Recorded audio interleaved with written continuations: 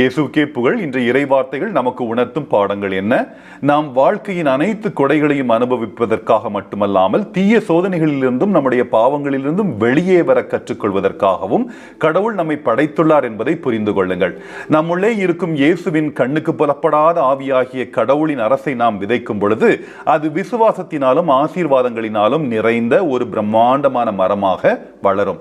இன்றைய நற்செய்தியில் இயேசு நம்முடைய விசுவாசத்தை ஒரு நுண்ணிய விதைக்கு ஒப்பிட்டு அது ஒரு மாபெரும் மரமாக மாறும் மகத்தான சக்தியை கொண்டுள்ளது என்று மிகைப்படுத்தி கூறுகிறார். கடவுள் மீதான நமது விசுவாசம், விதை என்ற விசுவாசம் இங்கு நேர்மறையான வளர்ச்சி ஆற்றலை குறித்து பார்க்கிறது. அதன் முரண்பாடு நுண்ணிய விதை மற்றும் உயர்ந்த மரம். இந்த முரண்பாடும் நாம் சிந்திக்க வேண்டியது. நமது தீய செயல்களின் அழிவுகரமான வளர்ச்சி மற்றும் முரண்பாட்டிற்கு ஏறக்குறைய இதுவும் ஒத்திருக்கிறது. எடுத்துக்காட்டாக, ஒருவரை பற்றிய அதிருப்தி மற்றும் வெறுப்பு என்ற ஒரு சிறிய விதை உங்கள் இதயத்தில் விதைக்கப்படலாம்.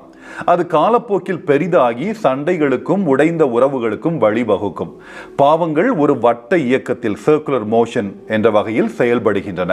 இன்று தாவீதை பற்றி நாம் வாசிக்கிறோம். விபச்சாரம் என்ற ஒரு பாவம் அடுத்த கட்டமாக தந்தைமையை மறைக்க முயற்சிப்பதற்கும் பின்னர் சதி செய்வதற்கும் இறுதியாக தனது பாலியல் துணையின் கணவனை கொல்வதற்கும் வழிவகுக்கிறது. எனவே பாவமும் அதன் கவர்ச்சிகளும் எவ்வளவு ஆபத்தானவை என்பதையும், சோதனைகள் மற்றும் பாவத்தின் முன்பு நமது உடல் எவ்வளவு பலவீனமாக இருக்கக்கூடும் என்பதையும் நாம் புரிந்து கொள்ள வேண்டும்.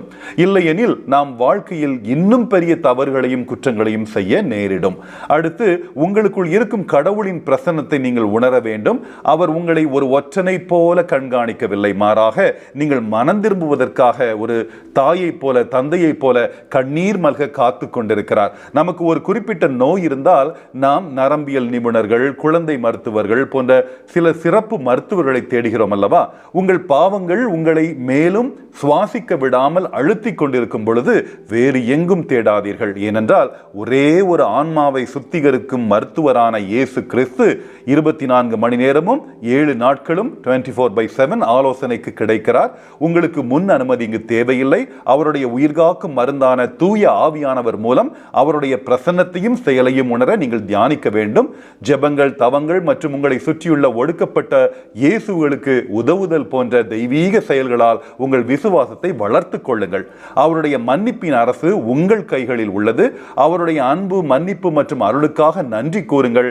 மீண்டும் பாவம் செய்யாதீர்கள். பாவிகளை தவறாக நடத்தாதீர்கள். மாறாக உங்களைப் போலவே அவர்களும் மனம் திருந்தி நல்வழிக்கு வர உதவுங்கள். ஆமென்.